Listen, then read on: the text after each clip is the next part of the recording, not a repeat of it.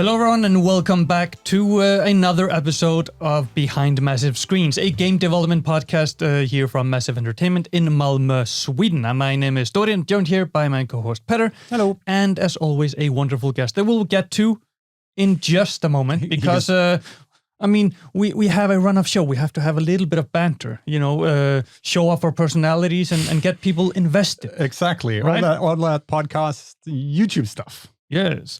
So I think the first thing that I want to touch upon a little bit is, there has been a little bit of a shakeup with you. I guess. Because, you got a new job. You're not leaving Massive. But Nope. You got a new job. I do. I won't be leaving the podcast. I won't be leaving myself. No, I went from communications back home, so to speak, back to the Division 2. Oh, so you're actually working on the division. What are you going to be doing? I'm now content coordinator. So it's a lot of text. It's a lot of story. It's a lot of words. Okay. So business as usual in one way, but yeah. Yeah, maker of words. Sure. Let's go with that. It sounds good. I'll put that on LinkedIn. But yes, let's introduce our guest. We are joined here by Conny. Hi there. Who is a technical artist. So, for those of you familiar with the podcast, you might guess we're going to be talking about what a technical artist does. So I think let's just fire straight off into our usual first question, and that is, what is a technical artist? Well, and what does that job entail? Well, that's actually a really fun question because when I started my education as a technical artist, the first thing we did in school was actually the teacher asked us, do you know what a technical artist is? And that's like, that made me feel like, okay, maybe I'm not that dumb that I only scrubbed through the information about what this education was and then applied for it. We're kind of a jack of all trades. We do rigging for games, which is like adding functionality so that the characters can move. And we make sure the skinning on them is good so that deformations, when you move your arms and stuff, is well made. Yeah, so I guess to avoid clipping. To avoid clipping. Yes. That's always the goal, is to avoid all the clipping. And we do shaders. I kind of joke around that with the janitors of game development. Making sure that name standards are correct and everything looks good and skin shaders behave the way they do and stuff like that. I also dabble a lot in making effects like fire, electricity, all that stuff. And that's what I love about it, the flexibility and variation in work assignments and stuff like that. Yeah, so sounds like a very convergent role within. It's like a middle point where everything is meeting. Yeah, exactly. We kind of get used to also do dialogue between different disciplines. We also program tools using, oftentimes Python, a little simpler programming language. And that gives us also a little bit of programming info as well. So we kind of try to have all the little cake slices. I think the word tech is becoming more and more clear just from this, because that's what confused me initially with tech art when you hear it. It's okay, so it's art, but it's tech. Like, what does that part of the job description actually mean? Yeah. So it's starting to get there. Before we dive into all of this, there's so many terms and stuff that came up there, and communication between teams and all that stuff. Let's start with a classic behind Massive Screens question. How did you end up at Massive Entertainment and the games industry? It's actually a fun thing because I started making maps for games, like StarCraft, Age of Empires, as a usual start. But then I started with Warcraft 3 maps, and I never left them for 15 years. I just kind of started hijacking the systems and getting more and more advanced using only this quote-unquote engine. Right. It's so open and so powerful that it kind of works like Unreal Engine if you know it good enough. But most of my friends were asking, shouldn't you make a real game project?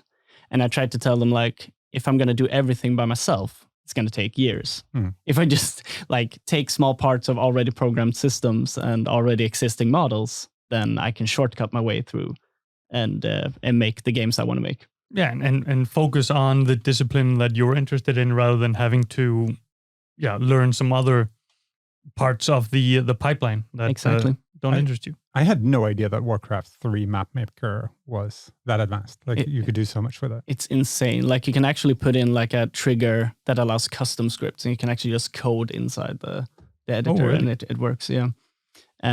So I started up with that. Did some basic storytelling.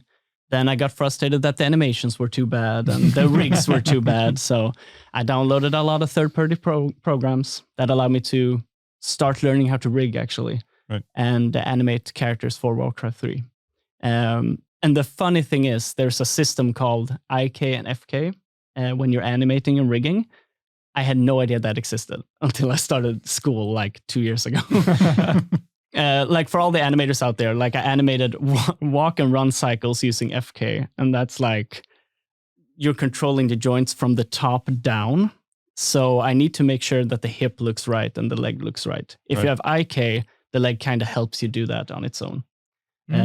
Kind of, you just move the foot and the leg kind of understands where it's supposed to go. Yeah, so the joints are kind of connected. So if you move one, the other one moves in a natural fashion. Exactly. While FK is the other way around and makes no sense when you're trying to do running and walking. Unless you want to be extremely detailed. Exactly. That's what I pretend. Like I just want full control. This sounds like something I recognize from the week that I tried to learn Unreal. Not Unreal, Unity. Went very well. But yeah, you mentioned their education. So you went from modding into, where did you study? So using all these Warcraft 3 maps, I actually made a portfolio to apply for the game assembly. Super amazing school. They throw you right into creating games. So like after the first 2 weeks, they're just like, okay, now we're making games. You're the tech arts. You should have control over this and this and this. And they put you together with like 9 other people of different disciplines, and yeah, you just make the game. Yeah, so, sounds like an endless game jam. Yeah, exactly. And like that's the best way to learn. We used Perforce in school, which is the industry standard. Mm-hmm. We use Maya, which is the industry standard. They gave us all the tools that is proper to learn, so that our workflow can be as reminiscent as possible to the real thing. It's no coincidence that the game assembly tends to come up quite a lot in the discussions here. It's also located in Malmö, so yeah, that makes sense. But a lot of people that have come here, but several people have come here and said they started the game assembly, which is really nice. Obviously a great school. Yeah, it's amazing. Yeah, and another part that makes that like a natural transition is internships. Yeah, which exactly. I believe you started here as an intern. I did. I actually I learned how to rig at the game assembly, and not actually from a teacher, but from a really nice, school friend called Daniel Ödlund. And I wanted to rig for the projects, but like the actual course for rigging were later in the year. And since I knew only the basics from Warcraft 3, I had a lot to catch up on. And thankfully, he would sit beside me and like learn the basics and teach me more and more advanced stuff. So I would not be here today, like if he wouldn't step up and teach me that stuff, for sure. And then you applied for Massive. And then I applied for Massive. I had a talk with Palle, and we had a wonderful conversation. And I felt like, wow, this feels like the right place for me.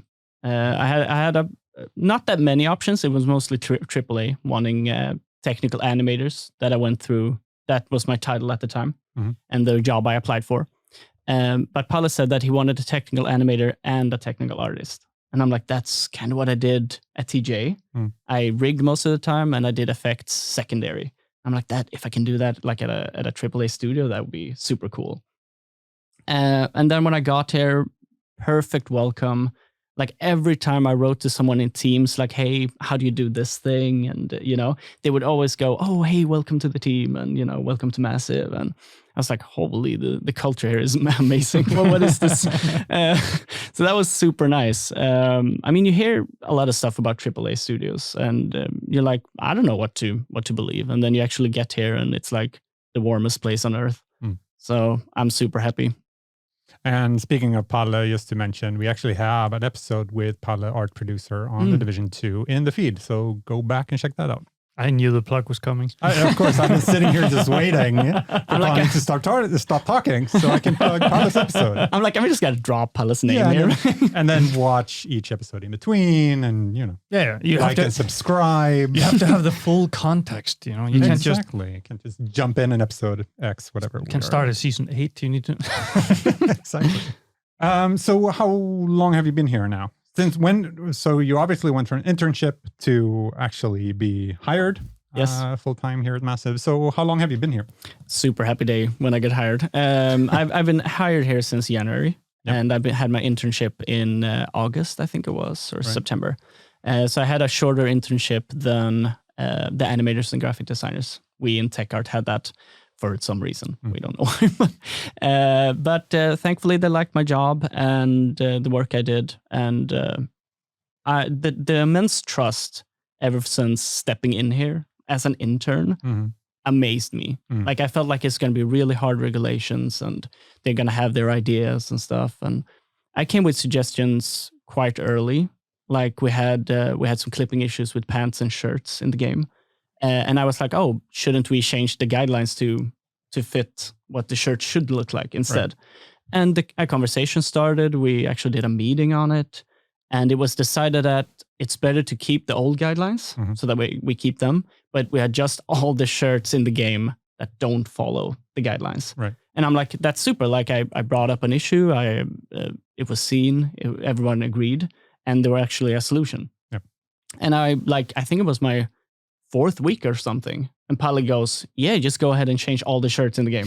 I'm like, I'm an intern. You know nothing about me. What is this gigantic trust? And I'm like, sure, I'll go edit all the shirts in the game. Why not? And I got to put on pants, equip the shirt, like check all the pants, how it's looking, how it's working, check the original guideline, is it following it, and then tweak it. And then over and over for like male and female shirts and like 80 shirts in the game. Yeah, it's a lot of shirts. Yeah, it was a lot of shirts. I don't know the exact number, but yeah, it was a while to make sure that was correctly done. I think the shirt's going to come up later again. More shirt talk. We're going to talk about the shirts the rest of the episode. Yeah, because I want to bring it a little bit back to like your day to day, because like you mentioned earlier, you seem to there's a lot of hats to be worn as a technical artist. For sure. But let's say your day-to-day, you come in, what is it that you're taking a look at first? Are you looking for shirts, for issues like the shirts to fix, or is it, do you have like a set of tasks that you need to perform, and then you're also looking into improve systems? It's dependent on how close we are to our release on our TUs. We usually have like a working curve of really calm time periods and really like high pressure time periods.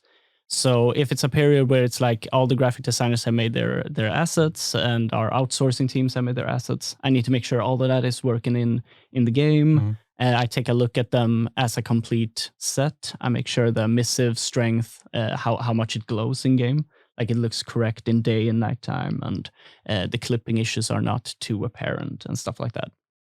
So in those time periods where we're just now actually going out of, it can be quite hectic. And then there's no like space to check like entire systems that you can take a look at and maybe make better. But then when there's calm periods, there's like, but the shirt clipping, which is like a thing where we wanted to fix that. Or we also had the dye system where you can recolor your gear in game. That wasn't working really consistently throughout the gear sets. So we were like, okay, now we have quite a calm spell here. We can take a look at how to optimize that in the game and make sure it's always consistent. The same color is the primary color on all different gear items. So you work on that bigger task. Meanwhile, you have time and not have the other tasks. Right. I would just want to touch about the shirts again. They're a great example of stuff that you do a lot more, obviously. But just that practically, like we can talk about fixing shirts, but how?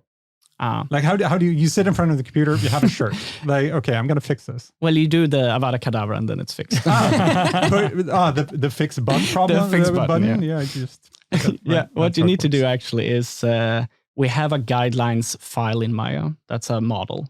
And there's a green limit how small it's allowed to be and a red limit how big it's allowed to be. Mm-hmm. So we import the shirt and we see like how much is this inside the zone of what's allowed.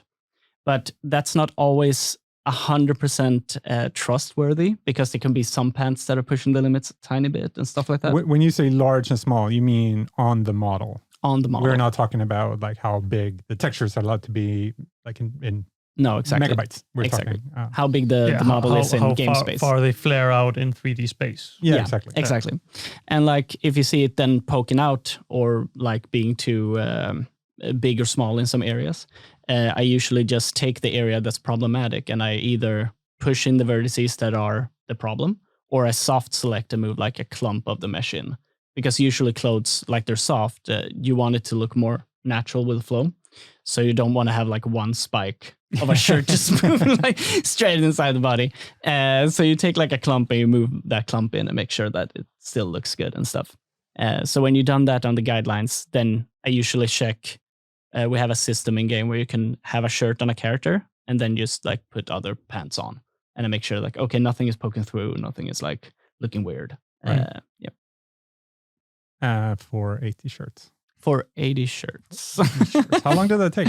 2 days, approximately. Oh, that's not, so not that. That's not too bad, but it's still a lot of shirts. Yeah. I'm so the word shirt has lost my meaning. So let's move on. You talked about shaders as well. Can you talk a little bit about like what is a shader and particularly how does it work in Snowdrop? Yeah.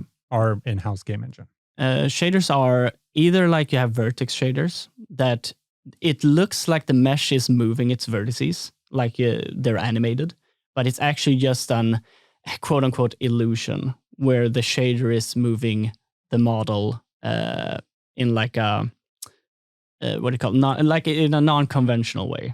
So they're usually like less heavy on the PC than actually moving the vertices over. And then there's pixel shaders, which is a lot what I do. And a common example of that is like a flipbook shader. So you have smoke and you want the smoke to move in a natural way. So instead of like spawning in a lot of small smoke clouds, you actually do one smoke cloud. And then there's like, 18 frames or something of the smoke that passes over. Right.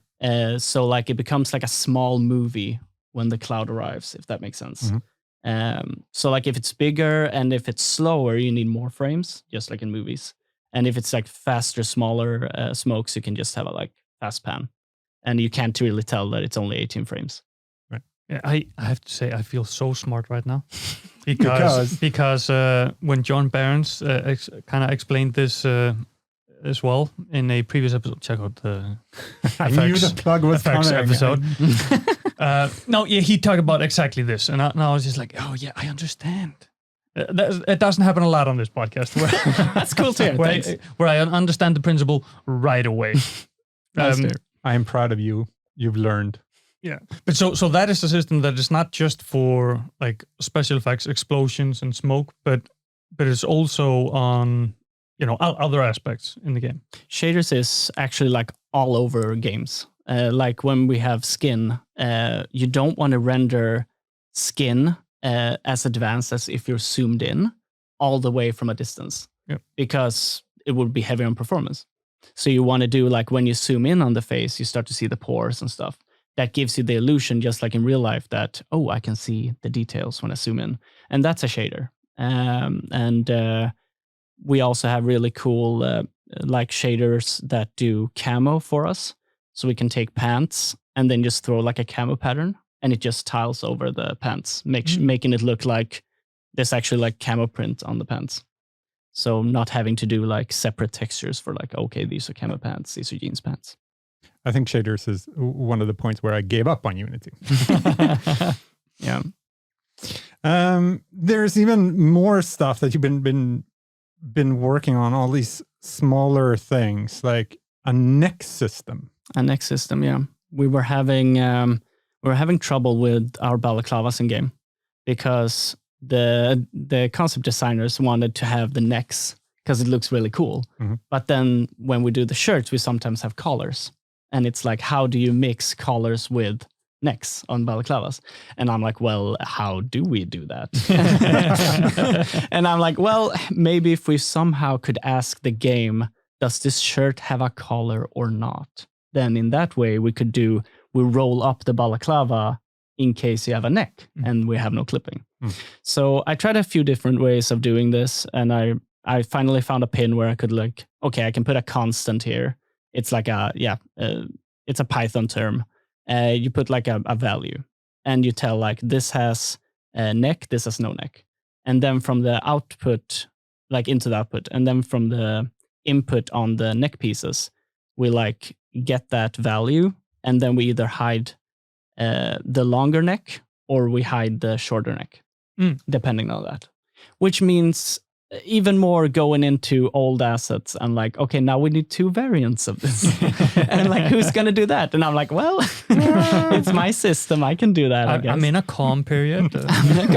So there I was like, okay, every headgear that now has a neck, I'll personally go into and make the male and female rolled up version to make sure there's no clipping. So AAA game development is complicated, extremely detailed. Yeah. That's all I'm going to say to that. Yeah, but hopefully, like the system works well, and hopefully the players are happy with getting these cool neck pieces, real balaclavas. Like that's really cool. Yeah.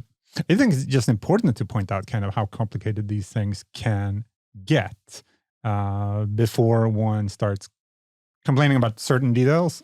Sorry, now I'm sounding flippant. That's not my point, but just understanding how things are actually, what it looks like behind the scenes. It's not just throw the balaclava on there, it's going to look cool, but really like, okay, we have to go into proper systems to make this happen. Because when you have a system with, I don't know how many clothing items are in the game, and when you have all of them intersecting and they can be mixed and matched in so many ways, then the underlying system of how they will mesh together needs to be, well, more complicated and at the same time streamlined. Yeah, exactly.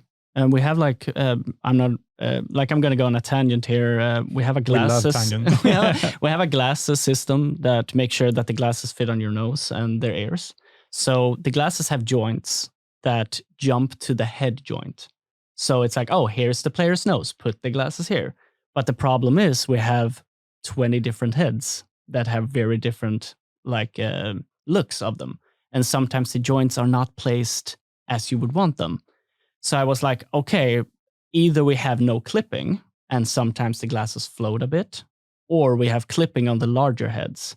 So I'm like, how can we actually get the information from certain heads and move the offset on just those heads? And of course, there's like no real smooth way to do this. So I was like, okay, what can we do? And I was like, okay, we can measure the inside of the eye to the outside of the eyelid, because that's a constant value that's unique to every head. And then it can be like, oh, if it's this distance, give it this offset. And then you can make sure the glasses fit the noses and ears a lot better. I could listen to this stuff all day, actually. That's awesome. Oh, thank you. Tech artists do a lot. Yeah, I mean, a lot of random stuff. Yeah, because you were talking about a lot of the stuff they did. For example, rigging as well. I want to talk a little bit more about rigging. Can you explain what it is first, like from an overview? What does rigging mean? It's when you put out. It's called joints, and those are like points where the model will turn. So it's like your skeleton. So when you're rigging something, you need to make sure like, okay, what will move and what will not. So you put like a joint in the shoulder and the elbow and the wrist, and then you build your skeleton so that the character can move where it needs to be. And then you need to also skin that character so that the body moves naturally. So that's when you tell the model like what vertices should move with this joint and how much, So you want like maybe some shoulder hair and some upper arm hair. I don't know if that was clear enough. yeah, pretty much. But then I'm wondering, like, when you get from the animators, you get, oh, here's a new emote. Yeah. Can you then apply that to all of the different player skeletons that you have, or do you need to kind of go in and tweak for each and every one? No, we make sure that like every time we get emotes or new animations, it works with our current skeleton. Okay. The only time we actually did break our skeleton system was when we updated the cinematic heads. Then we made new joints and the old animations don't work. Okay. To make sure it looks better. Yeah. But how complicated does it get? I mean, for humans, because if you see something in a game where the rigging is slightly off or not meaning so much uncanny valley, it's just like something looks strange. Of course, you see this a lot in older games, more than modern AAA, but how complicated it is to make it just a human move like a human. It's really hard. Like we see humans move all the time. So we know exactly like how the hands bend and how the body should move. A lot of that is, of course, in the animations that should look natural. But if you look at a hand, you think like, oh, the finger turns here and then the next finger turns here and that's easy. But if you look inside with all the muscles and the bones, you start to realize that the entire hand actually deforms when you bend your fingers. And you're like, oh, well, then I need a joint inside the hand. And maybe I need a second joint to control that my hand bends in the right way. Like one example is your elbow, because it's natural to think that you have a joint in your elbow, but we actually do have one between the wrist and the elbow to make sure that the skin can follow naturally when the wrist bends. So that one does like a half measure. So all those things you have to think about. Then you reach the point of the skin, like, because you've rigged this person, but as you say, like the skin needs to be controlled and all this stuff, which tend to end up on tech art as well. Yeah. It's usually tech animator job, which like I applied internship for, but then I was actually hired as tech artist, which I do prefer, I think. We have an episode on technical animation. There you go. Pluggarooski. No, but so when you get in a new animation, let's keep it an emote, and it moves in a way that is different from what has been in the game already. Can you then maybe see issues with, it starts clipping clothes together in a weird way, and then that needs to be looked into? Exactly. Like it's often a chain reaction of problems. Like it could be the motion of the animation that breaks the clothes, or it's the skinning that we never seen move that way on a shirt. And it's like, oh, when you actually do you heighten your arms a lot, that breaks it. And we never see that, So yeah, that's a big thing. Does it happen with the rigging as well? Like, okay, we have this new emote and all of a sudden you see the arm starts to bend in weird ways when it does it? Or you feel like, okay, we have a human skeleton now? I think that's more the animators. Like when they get the mocap data, they need to clean up so the hand doesn't like spin a full, like the hand wants to go from like a little twist to a high twist and then it does a full lap because it thinks it's more logical. That could also happen. And so again, we keep jumping around between what your job title is about and stuff that you've actually been doing. But I saw in my notes something about fixing eyeshadow as well. Yeah. So, I mean, it seems to be you've been looking at a lot of little fixes in systems and stuff. Yeah, it's been super fun to actually be so new and to actually be so trusted to run entire new functions in the game. Palle mentioned that he thought that our helmets look kind of odd because the eyes are so bright inside them. Like you have one of the hunter masks in the game. And like the shadow should actually land and darken your eyes. But our game rendering doesn't really understand that the helmet is blocking the sun. So I was like, well, then we cheat. We put just a mesh in front of the eyes that's like a gradient color from dark to white, and then we make that transparent. And that makes it look like if you do it subtle enough that some shadow is just falling on the face. This is one thing we come back to a lot as well. Like game development is complicated, and it's also cheating. It's like a lot of cheating. It's a game of smoke and mirrors. Yeah. For sure. Like one of the hardest pieces was a mask that had like an opening to the sides. And I was like, it should be some shadow, but how do I make sure that the illusion isn't broken? So I had to like put the mesh really close to the face, to like the outline of the nose, so that you can't from the side see that it's a visible little thing making things darker. That was really hard because like you need to adjust it for noses that are very long and so they don't poke through the shadow and become bright. That was tricky. That would look super cute though. Oh, it looks super cute with just a button nose just poking through. So when are you working more on like systems that work across different elements and hats and clothes and stuff, or are you also going in and individually helping tweak each and every one, or is it a mix of both? Like, I'll just say yes. Yeah, I like. We're back to the shirts. Yeah, We're back to the shirt. No, but I'm trying to get like the scope of where you're mainly working. it's dependent on what we talked about before with the TUs. Like if we're gonna release a new clothes pack, we need to make sure all those clothes fit within the confines of the game and look good with old clothes. And all the shaders need to look good on them. We need to have showcases for them and skinned properly. And like oftentimes it's super fun. As a team, we just talk about like cool ideas. Like we had this backpack that had a fan on it. And I was like, okay, this looks good. Everything's working. And then one of our concept artists goes, shouldn't the fan spin sometimes? I'm like, oh, that's super cool. So I was like, okay, what do we have here? And then I see that the fan is just an image. It's like, if I make the fan spin, there's nothing behind it. So I needed to move the fan away, make it its own thing, and then just invent a new backdrop for it.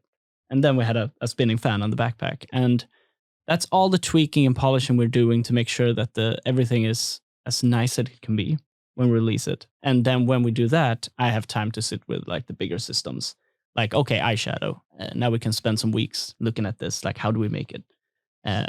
So yeah. And how, because we've talked now about all the stuff you do, but we mentioned tech animation, animators, we've talked about Palle, the art producer. And then of course we have all the people around that are making the other systems in the game. And then we need to bring it all together because we need to release that TU, as you were saying, title update. Exactly. How do you communicate with other teams? How do you communicate within your team? Like, how does it all come together to actually become a game? We actually have we have an art chat where we put everything up, and everyone there is allowed to come with ideas, like even beyond your discipline. Like one time I did like embers going through the sky, and there was a concept artist that was like, shouldn't embers actually go up because they're warm, not go down? And I'm like, hey, that makes sense. And thanks to the fact that we had to have such open dialogue, we noticed that and we could actually adjust that.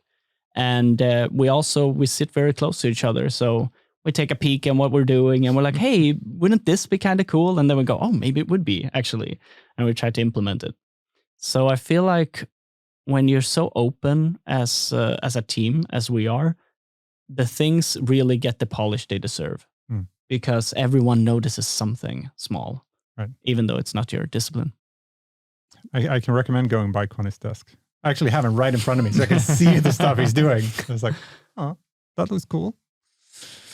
But yeah, because that's an important part of the podcast, I feel, generally, how these things work. Because it's so interconnected. Yeah, and let's if we do a little thought experiment. Let's say there's because you talked about a backpack before. There's a backpack. There is a concept art of a backpack. Where in the production of that asset will you come in? At the very end. Okay. So you start a concept. The graphics designer, they do it. They make sure it looks good and it's in engine. And then I take over and they're like, oh, this screen should move and this screen should show a compass. Or, of course, you need to also skin it to the backpack skeleton. So that's where I come in. So I make sure that, okay, every shirt you put on, the backpack still looks good with the straps on it. And the effects they had in mind in concept phase, I try to bring to life in a fun way. And then the final step is just everybody discussing and Like, did this work? Does this look good? And should we tweak stuff? Yeah. So when they make the art for the backpack, they are not. It's not on a model already. No. It's kind of, I guess, like a flat skin that you need to morph onto the backpack. No. Like the backpack is already textured. Okay. It has already like all its colors and stuff. But the skinning is just making sure that the mesh moves with the body of the character. Okay. So that's not the step I do. Okay. You have on the list. We have notes. Learning to skin a character head, though, because you talked about making humans work and how, but faces. I mean, we're staring at each other right now. That was so tricky. Like, this is the first. I did some heads at TJ, but it was like so bare bones. If you compare to a cinematic head with all the muscles that goes into the face, I was like, it was so daunting seeing all these joints. Like, I'm like, what is this? Like, they're all thankfully named to like real muscle groups. So you can look up like, okay, what areas this is supposed to have. But like trying to be like, okay, well, this muscle, I guess, should move this. And when you actually have put this, like the joints where they're supposed to be, like, okay, here's the eye, here's the corners of the mouth, and you skin them somewhat appropriately. Like, okay, it looks kind of good when I'm moving this. Then we have something called FBR that actually has facial poses saved. So like a happy face, and then you can slide it and it's like a happy face. Then you need to tweak that file to make sure that, okay, now when the joints are in this position and the skinning is in this position, it still looks good. That has to produce a couple of creepy faces. Though, for sure. Yeah. Like, you notice you have like an inside of the mouth, and sometimes you notice like, oh, I accidentally put neck skinning on the inside of the mouth, so it just flies out of the cheek. It's like, well, good job. Immediately, I'm thinking like anybody that's ever booted up Gary's mod and played around with the faces there, you know what we're talking about. The biggest surprise was when I could put like facial animations on a character and the mouth moved smoothly. I thought, I was like, this looks good, looks natural. Then the animator said, yes, but he's not making the shapes he's supposed to be. Like when you're saying this word, the mouth does this, and my face did not do that. It was just smooth. So like making sure that, the O and the A faces look proper. Holy, like it was a lot of work. Everything is contorting as it should. Yeah, and you mentioned before like the Uncanny Valley thing. Like the faces are the top dogs on Uncanny Valley. Like you can tell immediately when it's not correct. Yeah, I think like the top one thing that you'll notice is if there's a muscle in the top of the lip that pulls it up. That's not supposed to be there. That doesn't happen on humans. Exactly. But like when you're sitting there and just trying to make everything look good, you're so close to what you're doing. You don't see it that way. It's not that apparent until like the animation, everything goes on. Yeah. So what are you? Obviously, we keep releasing new cool stuff, new apparel events and stuff for The Division 2. And we have one, either it's just out or it's coming up, depending on when this episode is released. I'm pretty sure they won't let us release this until it's out. Okay, so it's out right now, which you've done a lot of work on. Yeah, I mean, I haven't skinned all the sets, but a lot of them I have. And we have a uniform the first uniform we release actually that has physics on it. We have physics on cloaks before, but only on enemy characters, not on player characters. And that's because making a cloak that works in everything the player is allowed to do is quite challenging. So we actually did like some concepting where we tried out is this even a feasible idea? Can we make it happen? And then when we actually had that done and it seemed to be working fine, we're like, okay, we're doing this concept and we're trying our best. And yeah, it was just a lot of trial and error, like where is the joint change supposed to be to make sure that it follows the legs when he sits down and it's still allowed to like florp around when he's running. So yeah, there was a good 2 weeks just on physics on a cloak. Yeah. What do you mean when you say that there's physics on the cloak? It's actually it's fake, of course, like everything in games. You actually tell the joints how much they're allowed to move depending on the movement of their parent joint, if that makes sense. So you're telling them there's like a limit. So you bend this much. So when you're running, it bends backwards that much. But you need to make sure that when the cloak goes back on the body, there's a stop because the leg is supposed to be there, but the system doesn't understand that. So like, okay, this joint here is a collision box. So when you get this close, then it stops the physics. So pretty much that repeat forever. Once you had it up and ready to go in game, did you go through like the list of emotes as well to check out all the different movements? Yeah, just to make sure that there's no daunting, like here the cape just flows up into the space. Yeah. But I mean, physics or game physics is what it is. There will always be small weird janks in it. But I hope that I got it good. I hope the players are happy with it. It'll be fun. I think they look great. And what about other stuff in this update that you've been directly responsible for getting in there? Any other highlights that you want to talk about? Well, we actually had a super fun problem with the cache that the players opened to see the clothes. Because the graphic designer that did the cache wanted a new shader on it. He was like, okay, we want the electricity to pan, and then we want it to be different colors and different strengths. And I'm like, this is starting to be like 5 shaders in one. So we could make a new one that did all this, but the game itself loads all the shaders up at startup. So the more we add, in the future, it will slow the game down. So we're like, if we add a new shader, it should be something that's good for more than one piece and that we really need. So I was like, okay, how can we actually do everything he wants with the shaders that we have?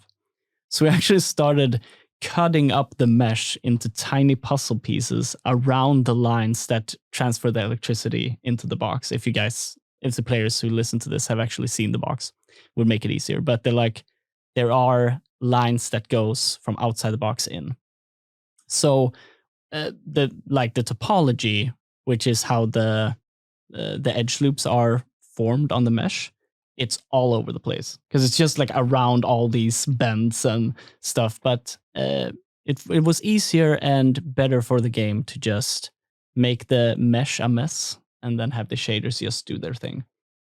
Yeah, that's what it comes into, what we've talked about a lot on basically every episode of this podcast, and that is the economy of resources within a game. It's like, I mean, yeah, we want a huge explosion, and it would be awesome if we could have 20 layers of fire. Yeah. Well, but, then we're down to 5 FPS and a half an hour load up time to get into the game. So, we have one and then mirror it and close, because then we just have to load in one asset 30 times. Yeah, exactly. Yeah. It's always a balance of trying to make things as good as, look as good as possible and performance. That's always the hiccup. Yeah. So we've gone through now not only what a tech artist does, your school, etc. I think we've gone into very much detail, which we don't always do for these things. A lot of stuff you worked on in the game, which has been great to hear. But if people are sitting at home, they're listening, watching, leaving a review, liking and subscribing, clicking the bell as they should. Then they might think, tech art, that sounds... Now I know, now I can answer my teacher's question if I apply to a school that offers tech art. Ready for day one. Yeah, exactly. Massive told me that. But if I would be interested to get started, do you have any tips and tricks for me watching this? I would start to learn programming, especially Python. Okay, I'm out. Because that's actually the course that most people, when they drop off tech art, that's what they drop off on. And there's a YouTuber called Tech with Tim that does really thorough tutorials on this. And he, I needed to watch the videos 3 times, but eventually it sank in. And even with all that prep, when actually getting to school, it was still a hard course to get. So prep that, for God's sakes. Some basic 3D knowledge is golden. They actually expect you to have prior 3D knowledge, maybe even from working with it. So go ahead, get Blender, go to Blender Guru. He goes through all this stuff. and just start to learn like the terms of it, start to learn the basics of it, like how do you do it. That's also something you really need. Otherwise, like the most important part is your portfolio. And I feel like focus on your strengths. If you like VFX, like do something cool in Niagara, in Unreal Engine, look up tutorials. Don't copy the exact tutorial because the teachers have seen this a ton of times. Use it as a base, do your own thing. If you're more interested in rigging, get a cool character, look up tutorials online and do a cool thing and show it off, like all the functions of it and stuff. But yeah, mostly like Unreal, super good, Blender Guru and Tech with Tim. Like Maya is industry standard, but Blender teaches you more than enough. Yeah, because that's something that I've been wondering about as well, because we mention a lot that, you can get free access to the game engines or, for example, Blender. But so the skills that you acquire there are transferable to when you switch to, for example, Maya or to Snowdrop, because I guess you're doing kind of the same thing. There's just the buttons are in a different place. I say very that's stupidly. The difference between the different engines. All the different things. Wait, where's this quick menu? That's how it works, kids. Yeah, if you know Blender, it's exactly the same as Maya. It's named Blender. No, but it might not be one-on-one, but it for sure helps a ton. Yeah, at least it makes it easier to acquire those skills in another project or another program. For sure. I would definitely say that Unreal helped me learn Snowdrop, for sure. I think generally for people watching that become interested in these things, the portfolio part is something we brought up in several episodes before, and how important it is to really work on it and make sure that it's the best you can do. For sure. That's your entire pitch for them picking you. So make sure it's the good. Same goes for when you're actually like when you pick your school and you want to get hired for a position. Same thing there. Like get a website, classy name on the website, spend the money. It's worth it. Don't use your old gamer tag when you were 12. Exactly. Like they look at like you kind of feel like they would just look at the job you do, but the sad truth is it's not that simple. Because when you as a person see someone's portfolio, it's inevitable to notice all the other things. Right. Like if the website has like the URL and it's just numbers and whatever, you're like, oh, that doesn't look classy, and it kind of takes you away. Yeah, exactly. It kind of gives you an inclination of how detail oriented they are. For sure. Yeah, everything matters. Yeah. Same thing with when I was like showcasing my rigs from school to get this position. It's like remember the lighting when showing off the rig. And I'm like, the lighting? I don't know any about this. So my teacher was like, hey, you need to make sure the lighting shows off the model properly and it looks classy. And it's like all this stuff that has nothing to do with your work that you need to make sure is still there. Yeah.